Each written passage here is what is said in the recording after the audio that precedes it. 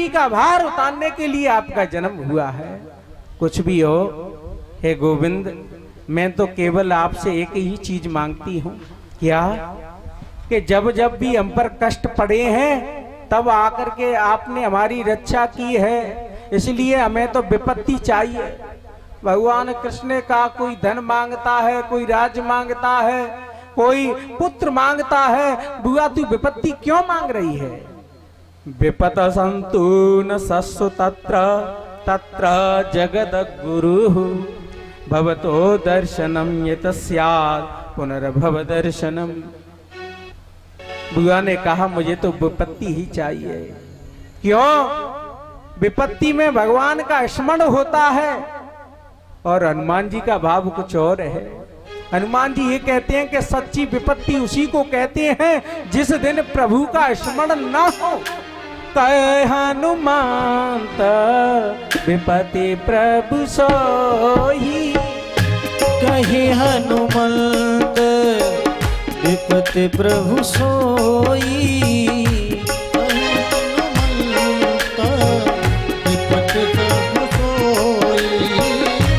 कहे हनुमंत विपत्ति प्रभु सोई, कहे हनुमंत विपत्ति प्रभु सोई, जब तब सुमेरन भजन न होई, जब तब सुमेरन भजन न होई, जब तब सुमेरन भजन न होई। बोलिए भक्त वत्सल भगवान की जय हो। आज बुआ ने विपत्ति मांगी और आजकल कोई व्यक्ति भगवान के पास जाए तो झड़ी लगा देता है वरदान की कि हे भगवान हमें पुत्र चाहिए। कोई कहेगा कि हमारे पास पैसा हो जाए, कोई कहेगा कि भगवान हमारा शत्रु फलाना सता रहा है उसका नाश हो जाए। ये तमाम प्रकार की भगवान से लिस्ट खोल देता। पर ऐसा बुआ ने नहीं किया, कुंती ने नहीं किया। कुंती तो कहती है मुझे तो विपत्ति चाहिए। ऐसे भी भारतवर्ष में नारियां हुई हैं जो भगवान से विपत्ति मांगती हैं, भगवान से कष्ट मांगती हैं। धन्य भारतवर्ष की नारियों के लिए उनके चरणों में कोट कोट नमन करना चाहिए। आज बुआ को सांत्वना दी है और कुंती से कहा, कुंती ने कहा ये भगवान गोविंद आज ठहरो, समय आया। दूसरे दिन भगवान संध्या वंदन कर रहे थे और उनके नेत्र से अश्रु की ढड़ी लगी हुई है। युधिष्ठिर, अर्जुन सभी पांचों पांडव भगवान के पास जाते हैं दर्शन करने के लिए। अर्जुन ने कहा कि भगवान मैंने बहुत कुछ देखा, इतना महाभारत हो गया, इतने वीर मारे गए, कभी आपके नेत्रों से मैंने अश्रु की झड़ी को नहीं देखा। पर आज आपके नेत्रों से मुझे कुछ दिखाई दे रहा है, नेत्रों से अश्रु की झड़ी लगी हुई है, क्या कारण है? उसी समय भगवान गोविंद कहते हैं, द्वारकाधीश ने कहा कि आज भारतवर्ष का सूर्य है वो अस्ताचल की तरफ जा रहा है। अर्जुन, युधिष्ठिर तुम्हें कुछ नीति सीखनी है, उस भास्कर से उस सूर्य से आज नीति को सीख लीजिए। वो सूर्य कौन है? भीष्म पितामह है। पांचों पांडवों ने तैयारी की, रथ सुसज्जित किया। आज माधव उस पर बैठ करके पांचों पांडव, द्रौपदी, कुंती सभी उनके दर्शन करने के लिए जा रहे हैं। पितामह भीष्म के पास पहुंचे, सबने प्रणाम किया। अर्जुन ने जैसे प्रणाम किया, अर्जुन रुदन करने लगा, रोने लगा। अर्जुन कहता है, पितामह मुझको क्षमा कर देना, तुमने मुझे कितने बच्चापन में तुमने मुझे कितनी तस्मई खिलाई, लड्डू खिलाए, कितना प्यार किया, कितना तुमने मुझे प्रेम दिया। आज उन्हीं हाथों से मैंने आपका वध किया है। मुझे जन्म जन्मांतर युगों तक मुझे कोई माफ नहीं कर पाएगा। मेरे अपराध को क्षमा कर देना। पितामह भीष्म कहते हैं, अर्जुन तुम्हारा कोई दोष नहीं है। उसी समय युधिष्ठिर महाराज ने चरणों में प्रणाम किया। युधिष्ठिर ने प्रश्न किया है कि भगवान हम कुछ नीति सीखना चाहते हैं। भीष्म पितामह कहते हैं दान धर्मानि राज धर्मानि, दान धर्मानि राज धर्मानि मोक्ष धर्मानि विभागशः, स्त्री धर्मानि भगवत धर्मान समासव्यसयोगतः। भीष्म पितामह कहते हैं कि जीव को दान करना चाहिए, दान से बढ़कर के संसार में कोई नहीं है, और जो दान करता है उसके सारे पाप नष्ट हो जाते हैं, इसलिए हर जीव को दान करना चाहिए। क्योंकि दान की वो महिमा है जो तपस्या से तुम प्राप्त नहीं कर सकते, योग से तुम प्राप्त नहीं कर सकते, केवल एक बार दान करने से सारी चीज प्राप्त हो जाती है। इसलिए पितामह भीष्म कहते हैं युधिष्ठिर, राजा का गृहस्थी का कर्तव्य है कि दान करे। राज धर्मान, राज का नियम है, राजा का नियम है कि जितनी भी उसकी प्रजा है उसको पुत्र के समान माने, उसको किसी प्रकार का कष्ट नहीं हो। और जिस राजा के राज में प्रजा दुखी रहती है वो राजा काबिल नहीं है, वो राजा नरक का अधिकारी है। तुलसीदास बाबा कहते हैं जासुराज प्रिय प्रजा दुखारी, जासुराज प्रिय प्रजा दुखारी, जासुराज प्रिय सोन पयवस नरक अधिकारी, सोन पयवस नरक अधिकारी, सोन पयवस नरक अधिकारी, सोन पयवस नरक अधिकारी। जासुराज प्रिय प्रजा दुखारी, जिस राजा के राज में प्रजा दुखी है वो राजा राज्य योग्य करने नहीं है। सोचिए निपति जो नीति न जाना, गुरु वशिष्ठ कहते हैं कि उस राजा को सोचनीय विषय है कि उस गद्दी पर बैठ गया फिर नीति नहीं जानता, न्याय अन्याय की परिभाषा नहीं जानता, राजधर्मा। उसके बाद में महाराज भगवत धर्म मोक्ष धर्म का वर्णन किया। मोक्ष धर्म कहते हैं कि धर्म व्यक्ति करे और धर्म करने पर बैरागी बनता है, और बैराग आने पर उसे ज्ञान पैदा होता है और ज्ञान से मोक्ष पैदा होती है। धर्मते विरति जोगते ज्ञाना, ज्ञान मोक्ष प्रद वेद बखाना। इसलिए जीव का धर्म है कि धर्म करना सीख जाए, धर्म से उसके अंदर बैरागी की उत्पत्ति हो जाती है। उसके बाद में बताया स्त्री धर्मानी, राजा का कर्तव्य है, क्षत्रिय का कर्तव्य है, किसी बड़ी सभा में स्त्री की कहीं लाज जा रही हो, कोई उसका अपमान कर रहा हो, तो राजा का कर्तव्य है उस व्यक्ति को दंड देना चाहिए। उसी समय द्रौपदी महारानी भी उसी सभा में है। द्रौपदी ने का हंसने लगी, प्रसन्न होने लगी, बार बार हंस रही हैं। भीष्म पिता ने कहा कि कुलवधियों का, स्त्रियों का धर्म कहता है कि अकारण नहीं हंसना चाहिए, पर आज द्रौपदी के मुखमंडल पर हंसी का कारण क्या है? भीष्म पितामह पूछते हैं देवी तुम्हारे मुख पे हंसी का कारण क्या है? तो उसी समय मैया कहती है बाबा एक बात बताओ, जब दुशासन मेरी साड़ी को खींच रहा था तुम्हारी धर्म नीति कहां चली गई थी? उस समय तुम्हारा विचार कहां चला गया? पद्म पुराण सृष्टि खंड में लिखा है नर्त नर्त का नाम गंडा नाम विवर्जयेता। शास्त्र कहता है कि जो व्यक्ति दुष्ट व्यक्ति का अन्न खाता है दूसरे जन्म में उसी योनि में उसे भोग भोगना पड़ता है, इसलिए दुष्ट व्यक्ति का अन्न नहीं खाना चाहिए। आज भीष्म बाबा कहते हैं मैंने दुराचारी दुष्ट दुर्योधन का अन्न खा लिया था, इसलिए मेरी बुद्धि भ्रष्ट हो गई। आज अर्जुन के बाणों से वो रक्त निकल चुका है, मेरी बुद्धि निर्मल हो गई है, मेरे विचार निर्मल हो गए हैं, निर्णय करने की मेरे अंदर क्षमता आ गई है। इसलिए आज भीष्म बाबा ने बड़ा सुंदर उपाख्यान किया।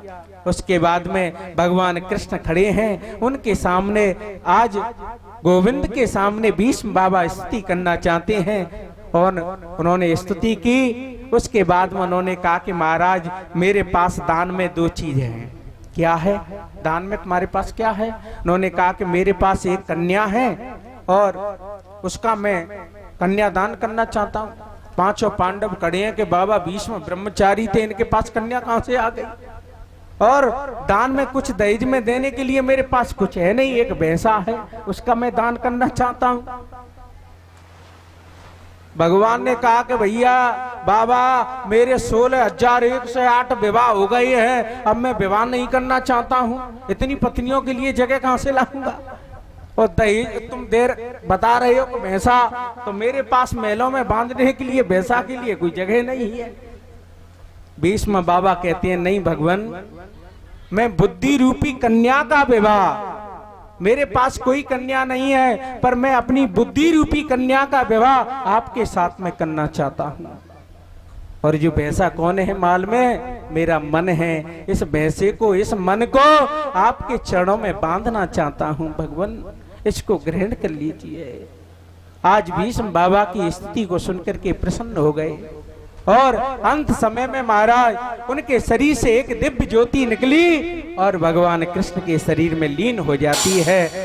जो 8 पशुओं का अवतार माना गया वो आज गोविंद के हृदय में विलीन हो जाती है। बोलो भक्त वत्सल भगवान जय, बोलो कृष्ण कन्हैया लाल की जय। इतना तो करना स्वामी,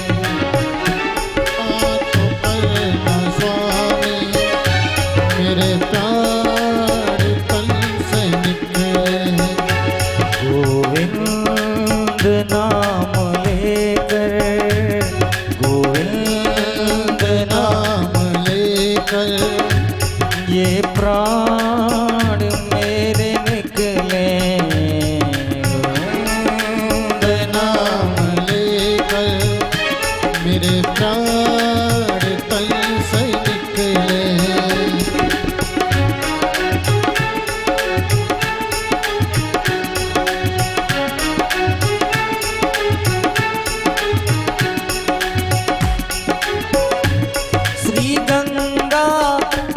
का तट हो, यमुना का बंसीवट हो,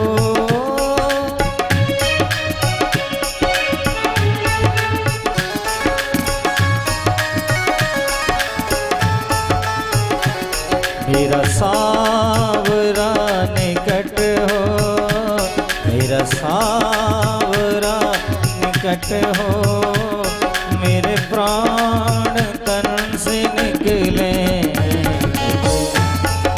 तो करना स्वामी जब प्राण तन से निकले,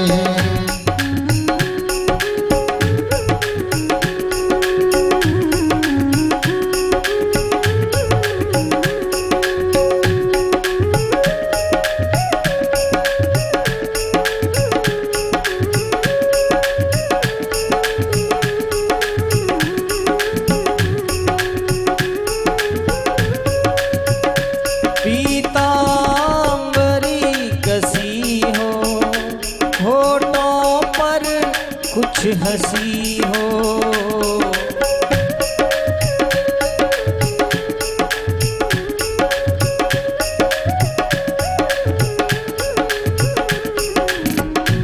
छवि मन में मेरे बसी हो, छवि मन में मेरे बसी हो, मेरे प्राण तन से निकले। स्वामी जब प्राण तन से निकले,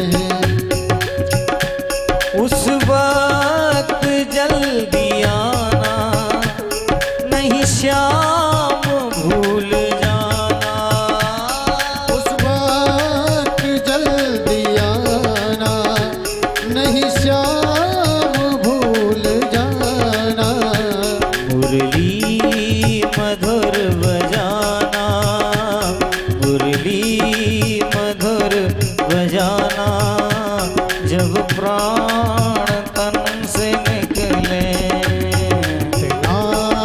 तो करना स्वामी जब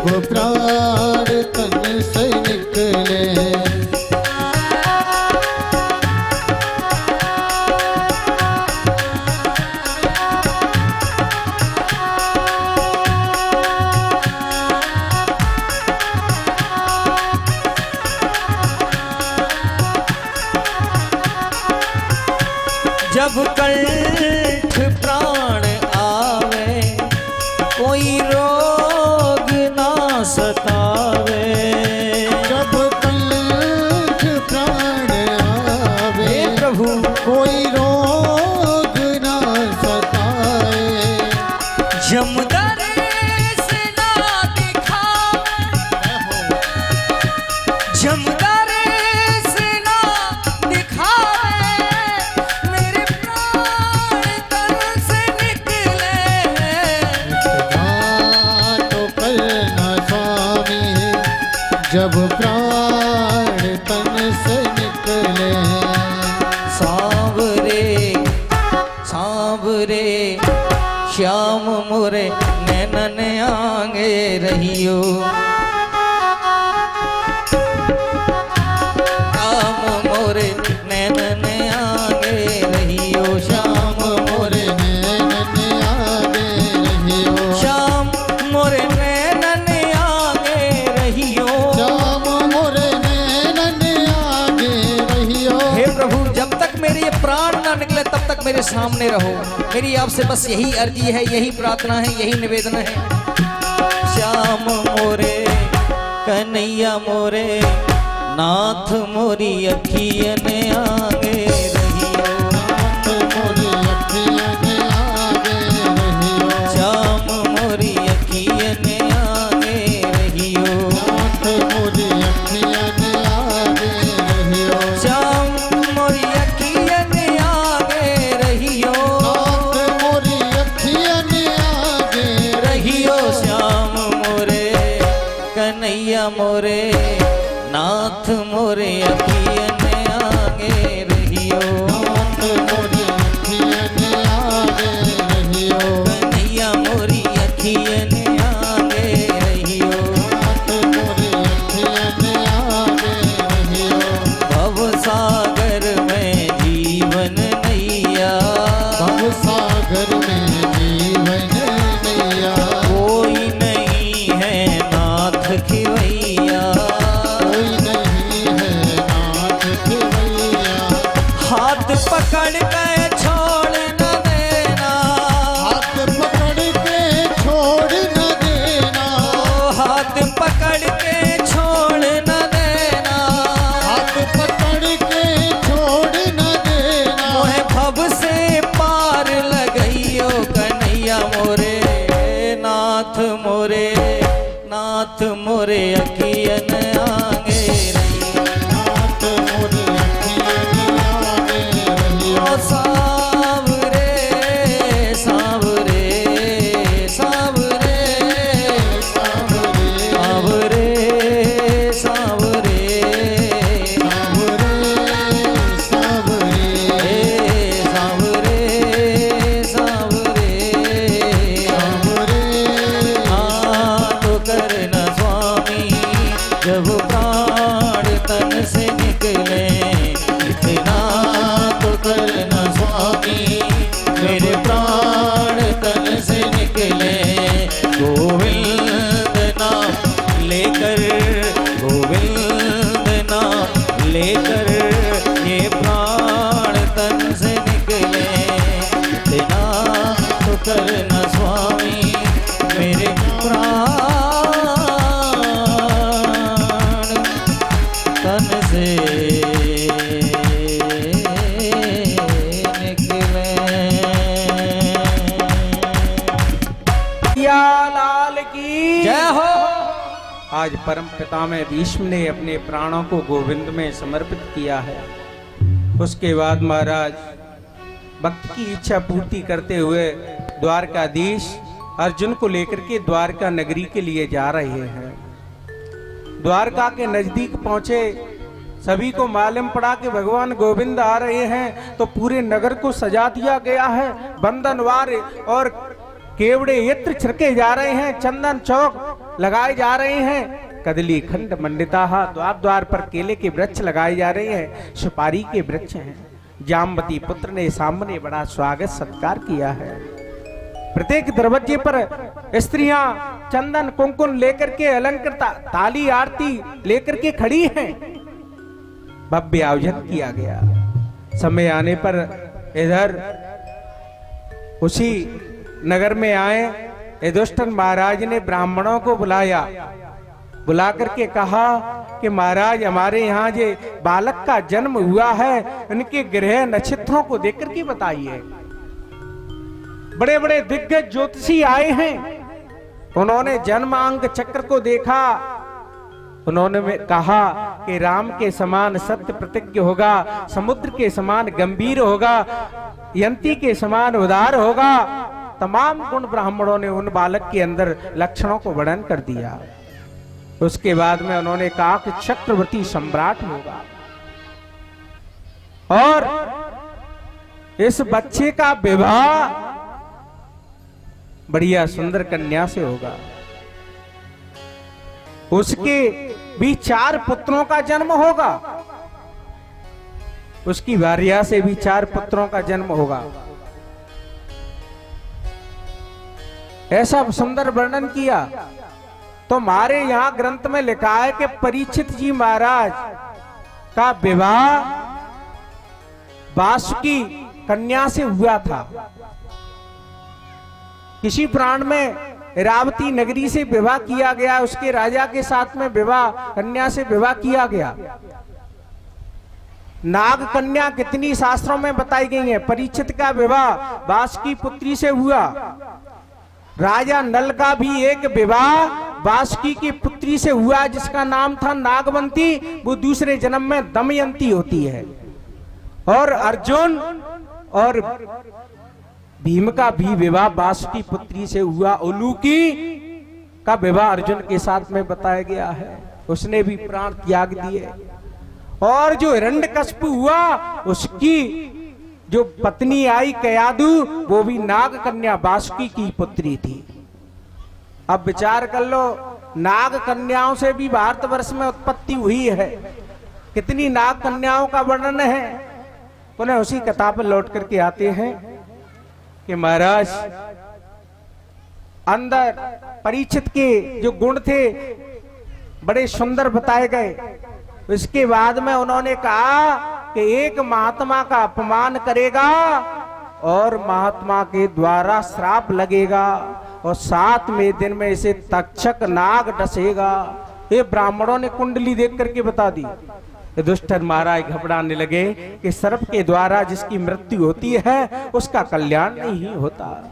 उसी समय ब्राह्मणों ने आज महाराज सांत्वना दी कि ऐसा वृक्त इसके सामने अवधूत संत आएगा कि इसकी मुक्ति भी प्रदान कर देगा। युधिष्ठिर महाराज को सांत्वना हुई। समय आने पर महाराज लौट करके अर्जुन आए और अर्जुन का सिर नीचे झुका हुआ है। युधिष्ठिर पूछते हैं, अर्जुन तुम अपने मुख को नीचे लटकाए क्यों हो? क्या बात हो गई? तुम्हारे सामने कोई ब्राह्मण अतिथि आया, तुमने कहीं अपमान तो नहीं कर दिया? तुमने किसी को वचन देकर के उसको नकारा तो नहीं कर दिया?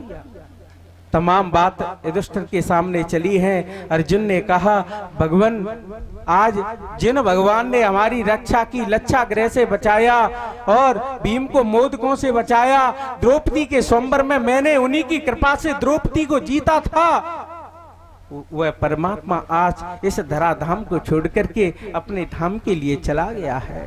युधिष्ठिर ने सोचा कि अब हमें नहीं रहना चाहिए।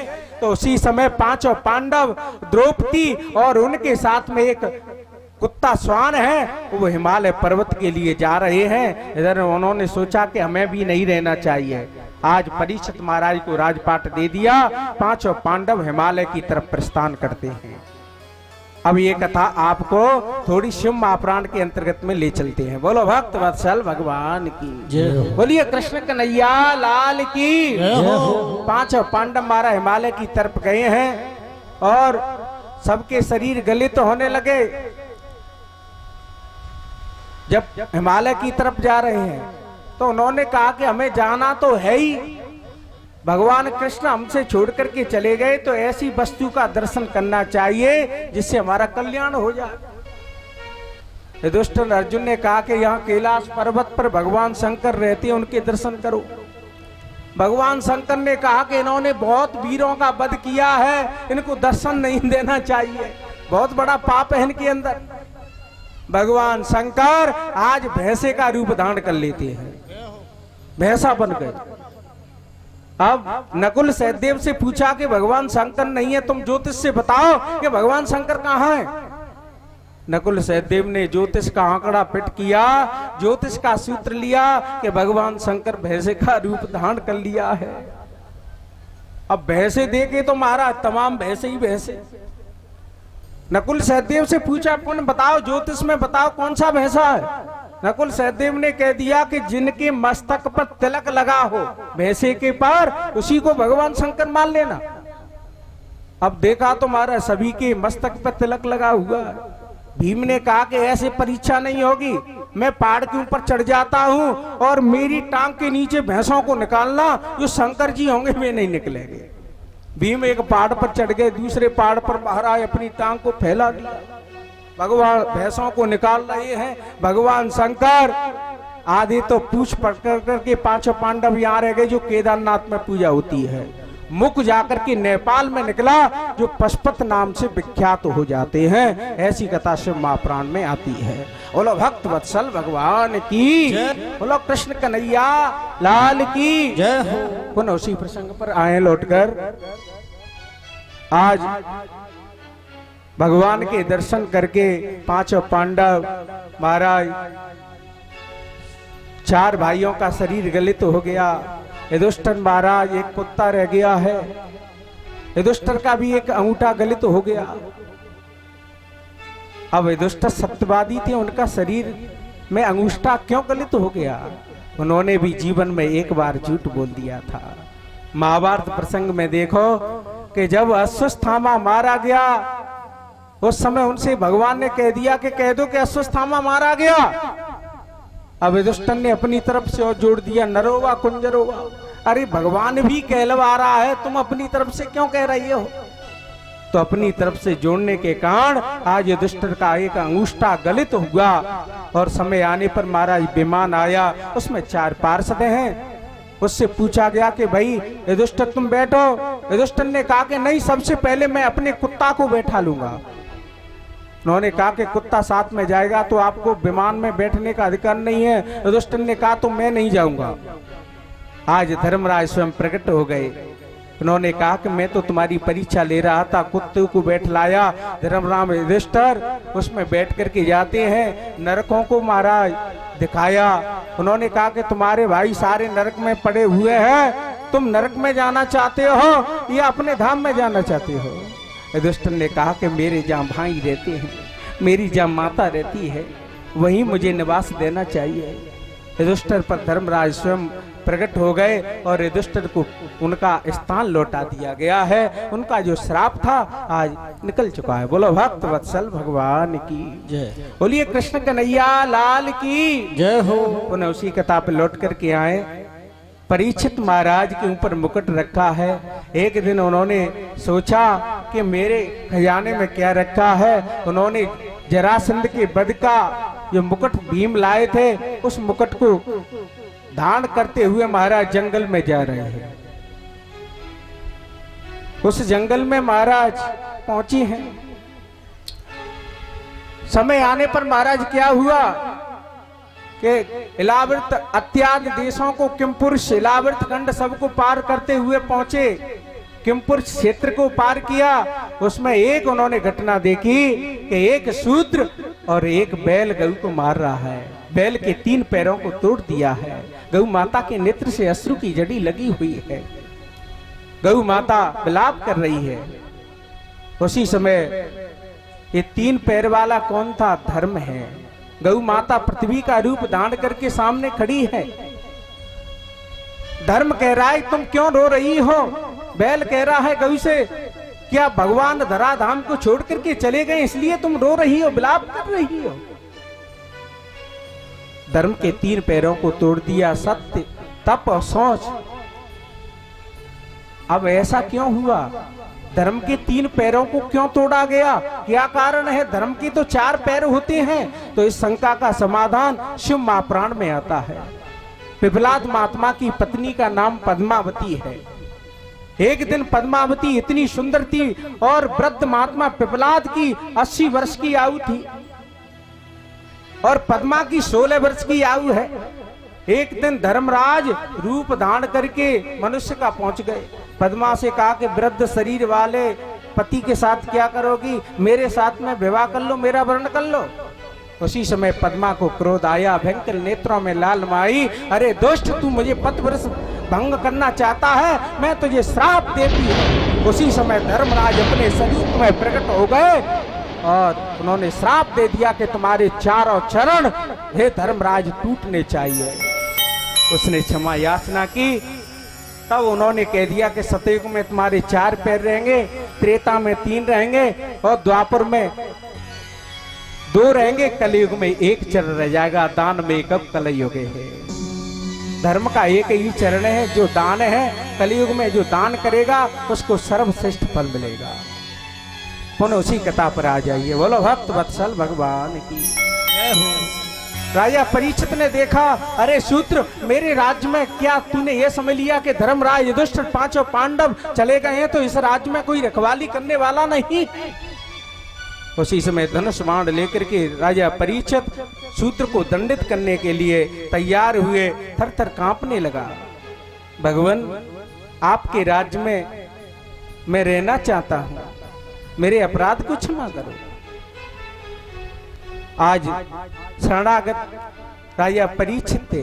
शास्त्र में लिखा है कि जो कोई शरणागति हो जाए तो उसको क्षमा दान भी करना चाहिए। राजा परीक्षित ने क्षमा कर दिया। कहा कि तुम मेरे राज्य में नहीं रहोगे। उन्होंने कहा कि महाराज, तुम्हारा राज्य तो इतना बड़ा है कि जहां तक मैं जाता हूं वहां आपका ही राज्य है। तो उन्होंने कहा तो ठीक है, तुम 4 स्थानों में रह सकती हो। दूतपानम स्त्रिया सूनम।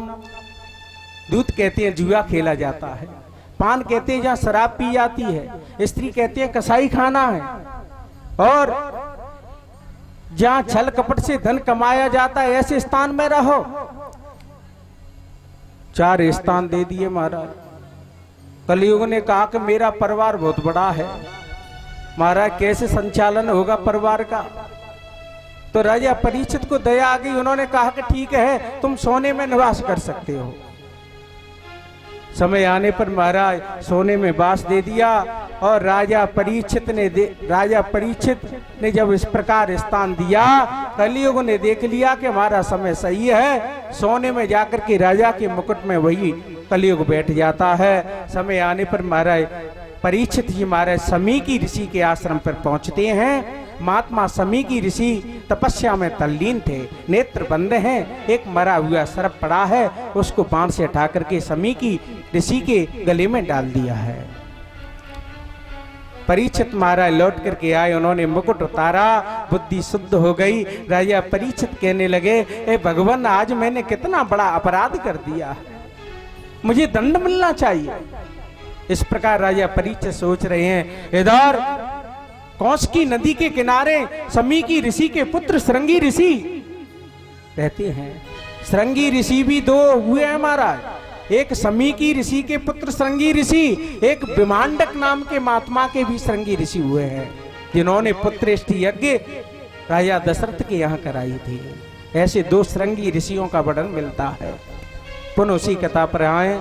कौशिकी नदी पर बालक खेल रहे हैं। बालकों ने कहा, तुम यहाँ खेल रहे हो, तुम्हारे पिता के गले में किसी ने मरा हुआ सर्प डाल दिया है। महात्मा श्रृंगी ऋषि को क्रोध आया, कौशिकी नदी से जल उठाया। कौशक्या उपहाप्रस्य बाग वज्रम विसर्जया इति लंघिता मर्यादाम तक्षक सप्तमे हनि। उसी समय कौशिकी नदी से जल उठा करके कहा कि जिसने मेरे पिता के गले में सर्प डाला है वही सर्प जीवित होकर के, मरा हुआ सर्प जीवित होकर के उसे 7वें दिन डस ले। अब थोड़ा विचार कर लो, महात्माओं की वाणी में इतनी दमदारी है कि मरा हुआ सर्प भी जीवित हो सकता है। इसलिए महात्माओं के सामने कभी कट वचन नहीं बोलना चाहिए, महात्माओं का अपमान नहीं करना चाहिए। जो महात्माओं का अपमान करता है, देखो रावण ने विभीषण का अपमान किया, कंस ने अक्रूर का अपमान किया, और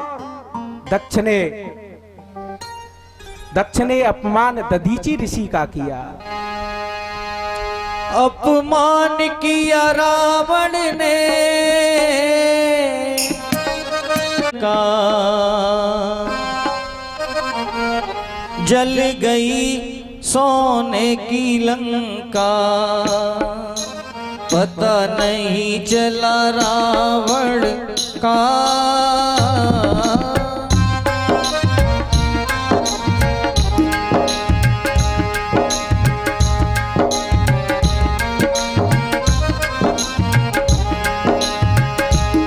रखो ध्यान ये साधु का,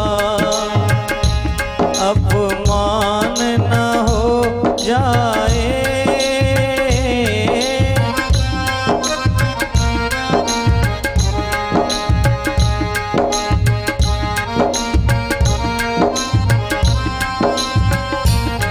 अभिमान में आकर के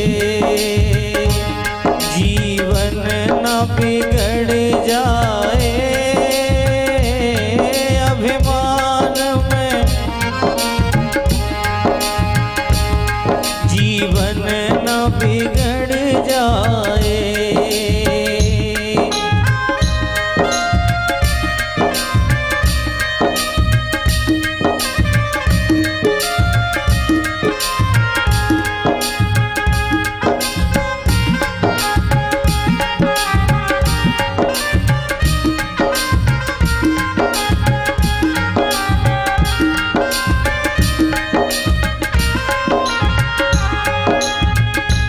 अपमान किया दुर्योधन ने साधु विदुर जी का। अपमान किया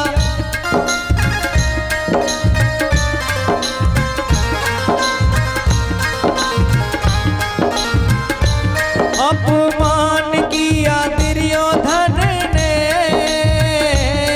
साधु विदुर जी का। मर गए सारे कौरव, पता नहीं चला दुर्योधन का।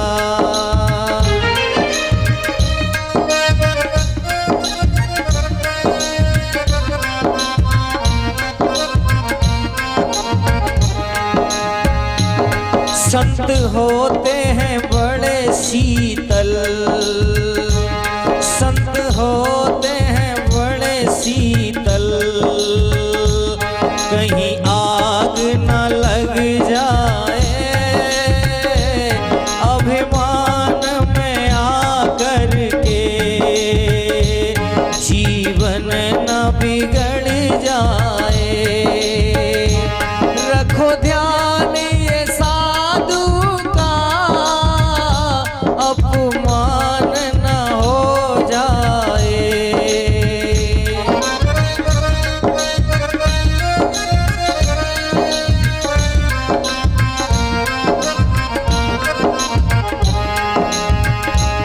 अभिमान में आकर के, अभिमान में आकर के जीवन न बिगड़ जाए।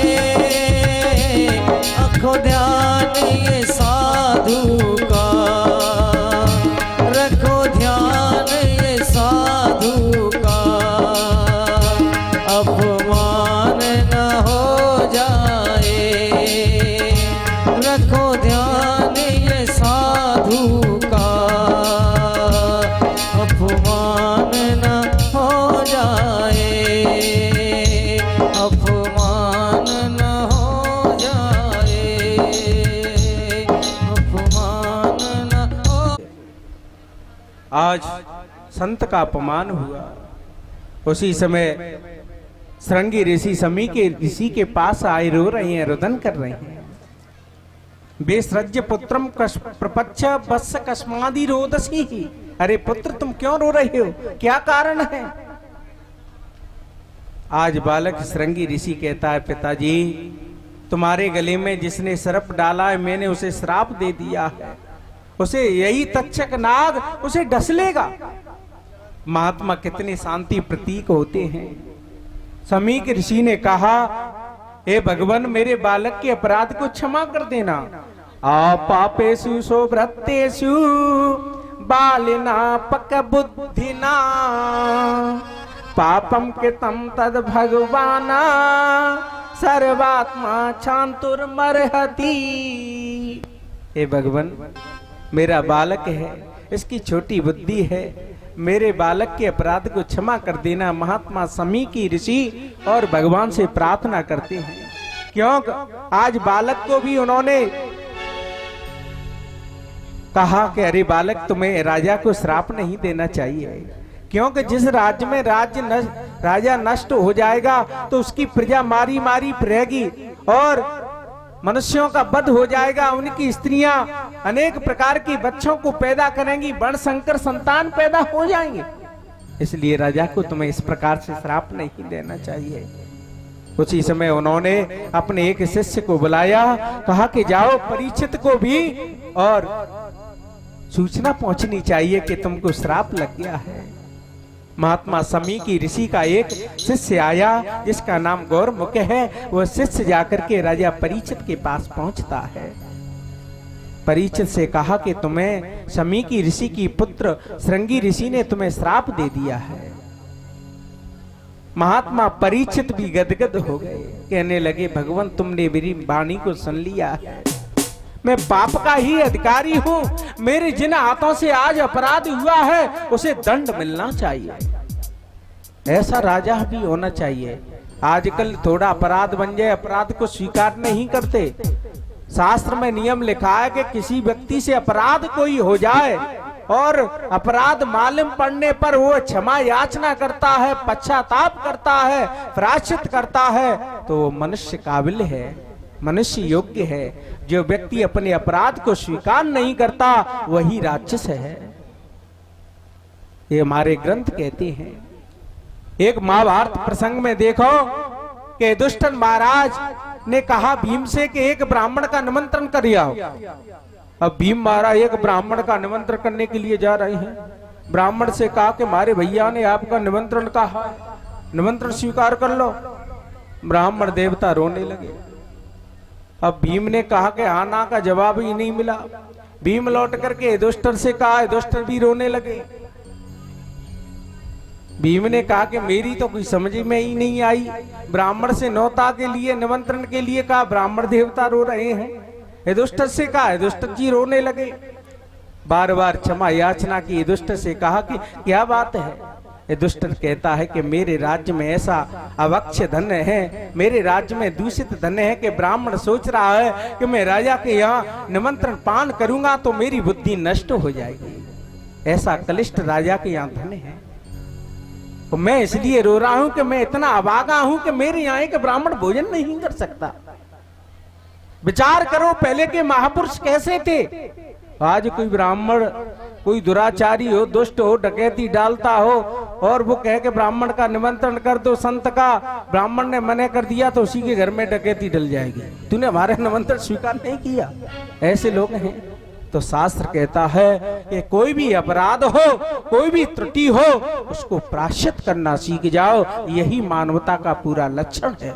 यही मानवता कहती है कि हमेशा गलती को स्वीकार करते रहो। बोलो भक्त वत्सल भगवान की, बोलिए कृष्ण कन्हैया लाल की जय हो। आज राजा परीक्षित को मालूम पड़ी, उनको महसूस हुआ अपराध, अपने पुत्र को राज दिया। राजपाट देकर के भगवती गंगा के तट पर पहुंचते हैं और जहां बट वृक्ष है, गंगा महारानी बह रही हैं और जो कोई भी संत आता उससे यही पूछते हैं कि म्रियमाणस्य किम कर्तव्यम, म्रियमाण पुरुष को क्या कर्तव्य, क्या करना चाहिए। अब किसी के पास कोई जवाब नहीं है। उसी समय महाराज कंदराओं से 16 वर्षीय अवस्था है और शंख जैसे जिसकी ग्रीवा है, घुंघरालू जिसके बाल हैं, सूर्य के समान जिसका तेज प्रफुल्लित हो रहा है, ऐसे महात्मा आज कंदराओं से निकल करके आ रहे हैं। ऐसे महात्मा का राजा परीक्षित ने, बड़े बड़े ऋषियों ने बड़ा स्वागत किया। हर की कथा सुनाने वाले गुरुवर लाखों प्रणाम प्रणाम। हर की कथा सुनाने वाले, हर की गाथा गाने वाले, तुमको लाखों प्रणाम, तुमको लाखों प्रणाम, तुमको लाखों प्रणाम। लाखों प्रणाम।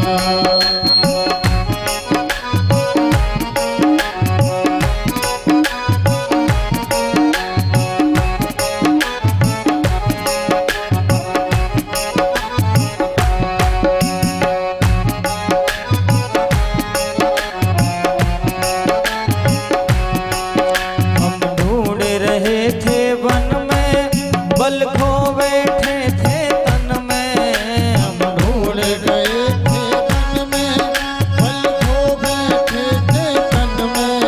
हम ढूंढ रहे थे वन में, बल खो बैठे इस तन में। भूल गए थे तन में, बल खो बैठे हैं तन में।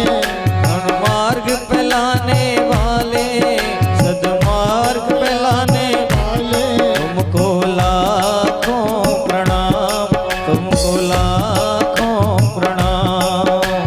लाखों प्रणाम, तुमको लाखों प्रणाम।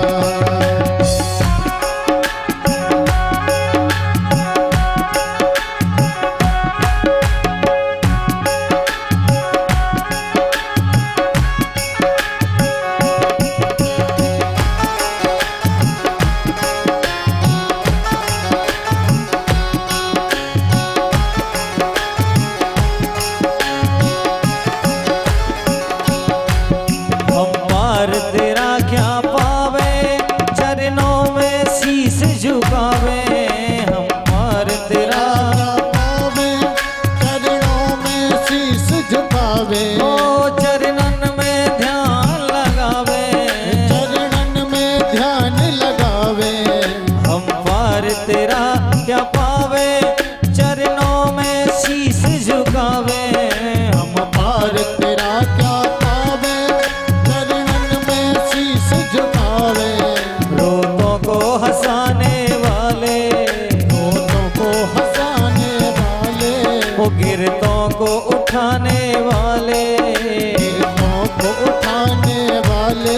गुरुवर लाखों प्रणाम, तुमको लाखों प्रणाम। लाखों प्रणाम, तुमको लाखों प्रणाम। तुमको लाखों प्रणाम, तुमको लाखों प्रणाम। लाखों प्रणाम, तुमको लाखों प्रणाम।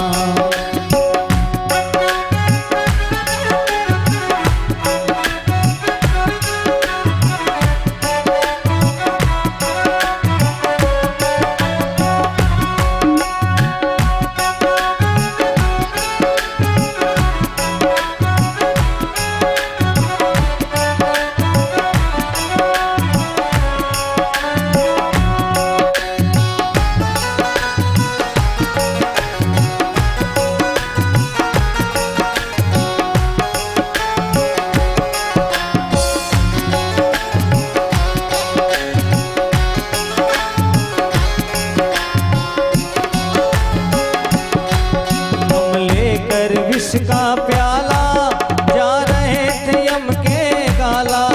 हम लेकर विष का प्याला, जा रहे थे यम के गाला। हम लेकर विष का प्याला, जा रहे थे यम के गाला। हम लेकर विष का प्याला, जा रहे थे यम के गाला। ओ जा रहे थे यम के गाला। जा रहे थे यम के गाला। जा रहे थे यम के गाला। जा रहे थे यम के गाला। अमृत रस पिलाने वाले, ओ अमृत पिलाने वाले, गुरुवर लाखों प्रणाम, तुमको लाखों प्रणाम।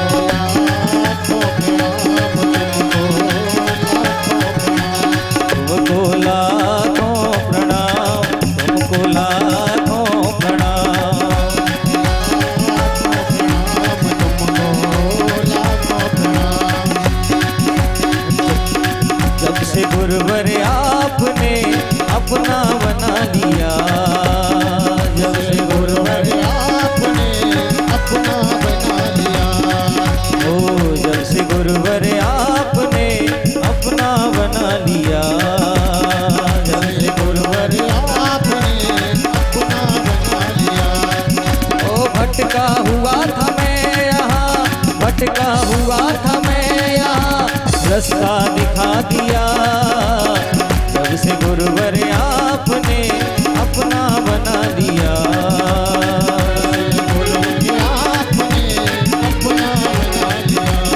तुमको लाखों प्रणाम, तुमको लाखों प्रणाम।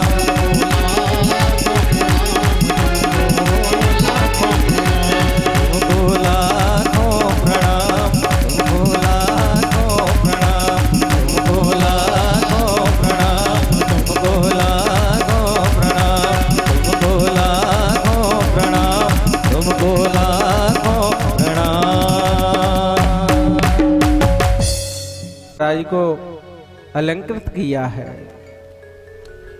और उन्होंने एक ही प्रश्न पूछा कि म्रिय मानस किम कर्तव्यम। राजा परीक्षित ने ये प्रश्न पूछा है। सुखदेव जी महाराज कल आपके समक्ष में जवाब देंगे। आज की कथा का यही विराम है। कल आपके समक्ष में राजा परीक्षित की संतुष्टि और हिरण्याक्ष वध, कपिल देवहूति संवाद, सती मैया का चरित्र, ध्रुव जी महाराज का चरित्र, अंग राजा के चरित्र का वर्णन करेंगे। समय रहा तो जड़ भरत जी महाराज तक पहुंचा दिए जाएंगे। बोलो भक्त वत्सल भगवान की, बोलिए कृष्ण कन्हैया लाल की। जय सिया राम, जय जय सिया राम, जय सिया राम, जय सिया राम, जय जय सिया राम, जय सिया राम, जय जय सिया राम, जय सिया राम, जय जय सिया राम,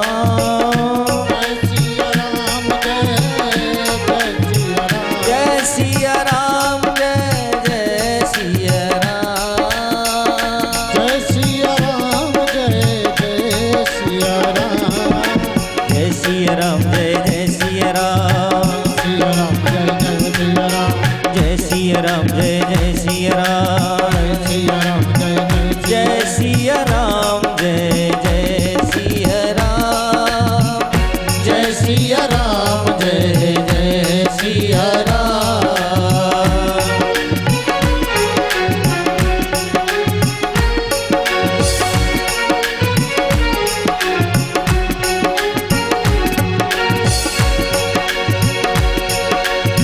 सिया राम, जय जय सिया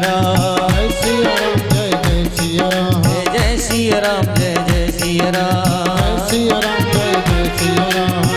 जय सिया राम, जय जय सिया राम, जय सिया राम, जय जय सिया राम, ओ जय सिया राम, जय जय सिया राम, जय सिया राम, जय जय सिया राम, जय सिया राम, जय जय सिया राम, सिया राम, जय जय सिया राम, जय सिया राम, जय जय सिया राम, सिया राम, जय जय सिया राम, जय सिया राम, जय जय सिया राम, सिया राम, जय जय सिया राम, जय सिया राम, जय जय सिया राम, सिया राम, जय जय सिया राम, जय सिया राम, जय जय सिया राम, जय सिया राम, जय जय सिया राम, जय सिया राम, जय जय सिया राम,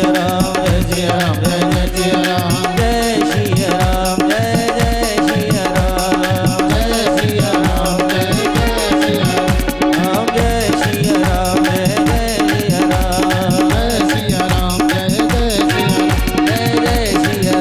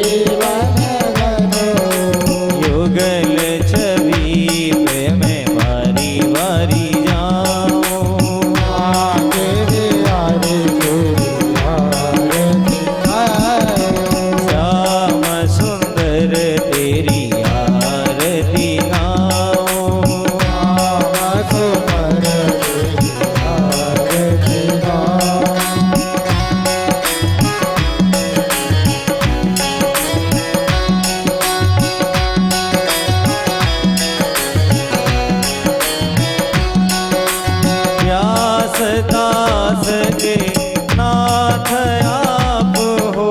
व्यास दास के नाथ आप हो। सुख दुख जीवन साथ आप हो। सुख दुख जीवन प्यारे साथ आप हो। युगल छवीक में बारी बारी जाऊं। भाग्य विहारी आरती गाओ। जो कोई श्याम सुंदर जी की आरती गावे। आरती गावे। जो कोई श्याम सुंदर जी की आरती गावे। श्याम सुंदर जी की आरती गावे। बसी में कंठ परम पद पावे।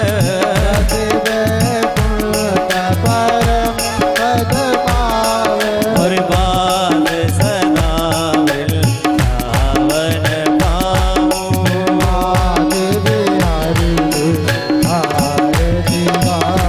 निभा के बिहारी तेरी आरती गाऊं। आगे बिहारी तेरी आरती गाऊं।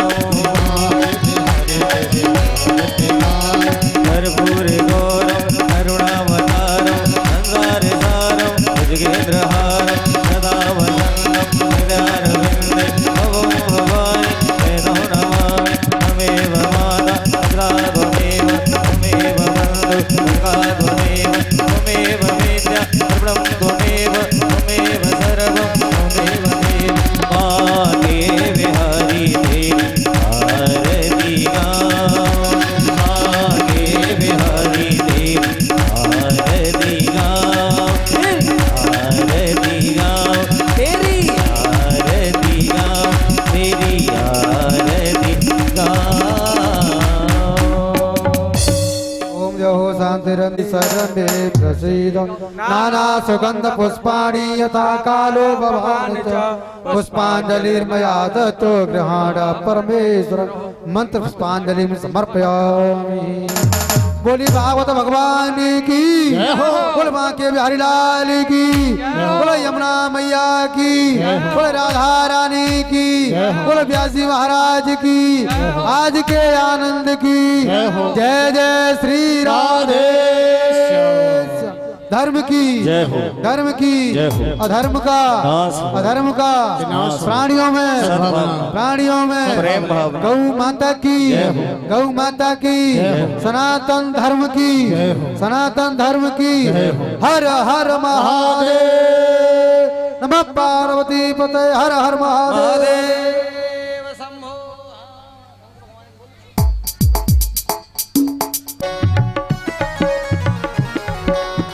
सीताराम सीताराम सीताराम गाओ रे।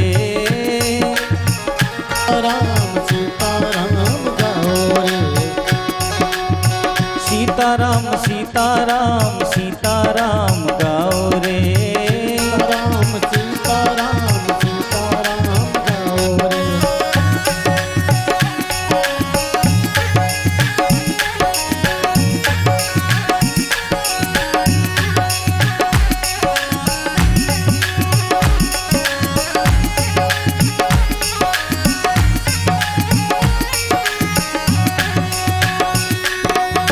सीताराम सीताराम सीताराम गाओ रे। सीताराम सीताराम सीताराम गाओ रे।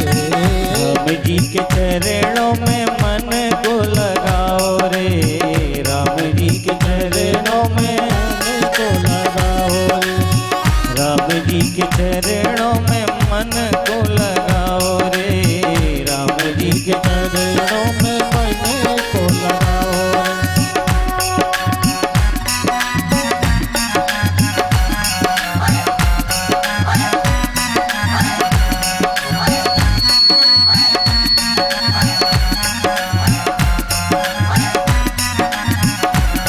मन हो जा दीवाना रे। राम जी के चरणों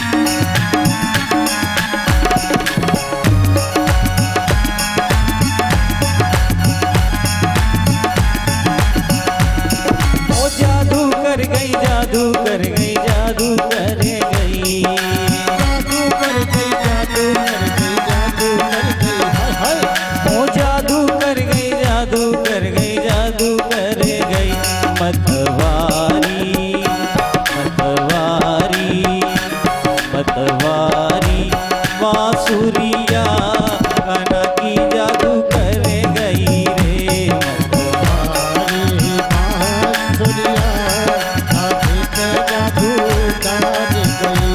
मतवारी बांसुरिया कान्हा की जादू कर गई रे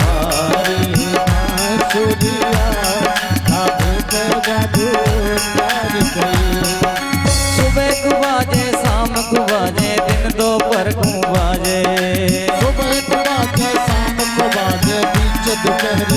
कुंज गली और निधवन में ये मधुवन में भी बाजे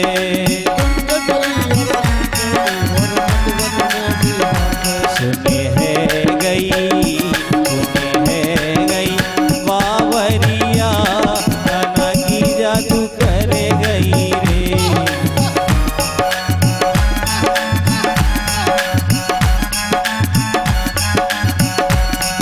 मतवारी बांसुरिया कान्हा की जादू कर गई रे मतवारी बांसुरिया कान्हा की जादू कर गई रे बोली बांके बिहारी लाल और राधे राधे गाना